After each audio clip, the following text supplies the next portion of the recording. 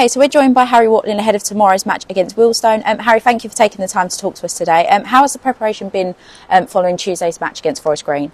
Well, we got back late, as you can imagine. Long trip, and it took the day to really assess everything. And then I've got to say I've been really happy with the last couple of days in terms of preparation. Players reported really well yesterday.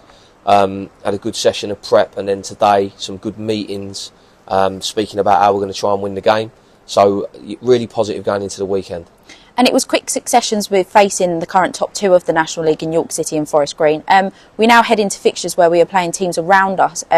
Would you agree that it's fair to say that it's a prime opportunity to really kick-start the season for us? Yeah, it's exactly that. I think you have to look forwards in football, but if we're going to summarise probably the last batch of games, I think any team in the league would have found them difficult. It's fair to say, bouncing in from an Oldham to a Rochdale, and then obviously, like you say, playing against the top two. I think again, there's been moments in the games where I've been really happy with, and they're moments, but I've been really happy with the team.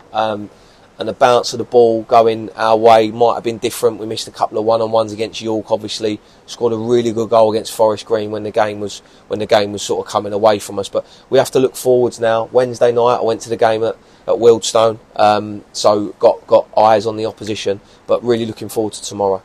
And then, of course, after tomorrow's game, we then head into the National League Cup before we have a week out on a match on November the 2nd. So we don't have a game there. How will you continue the momentum of the group without a match for nearly 2 weeks? Well, I think it will be a welcomed break, if I'm honest, because the league format has been relentless, coupled with the Kent Cup games that we've had, and obviously the other cup games that you've mentioned there alongside the FA Cup. So my main focus is tomorrow. My main focus is us winning the game tomorrow, and then being able to breathe a little bit and take a step back and really assess and get some good work into the players. I think I've mentioned the fitness. I think it's a great opportunity to get some work into the players' legs, so that I'm hoping that by the time the supporters see them the next time, they'll see a little bit of a difference in terms of the snap in how we press and how we're covering ground.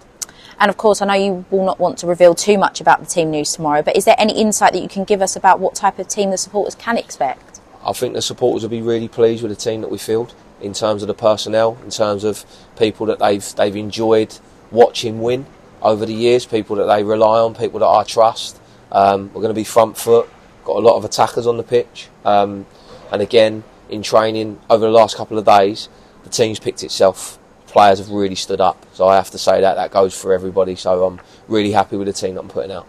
And during your post-match interview on Tuesday, you mentioned potential changes amongst the squad. Of course, this will not happen overnight, but can you give us any update at all following your comments on Tuesday? Yeah, I think it would be insanity to keep expecting things to change round here if we're putting the same team out or the same people out doing the same things.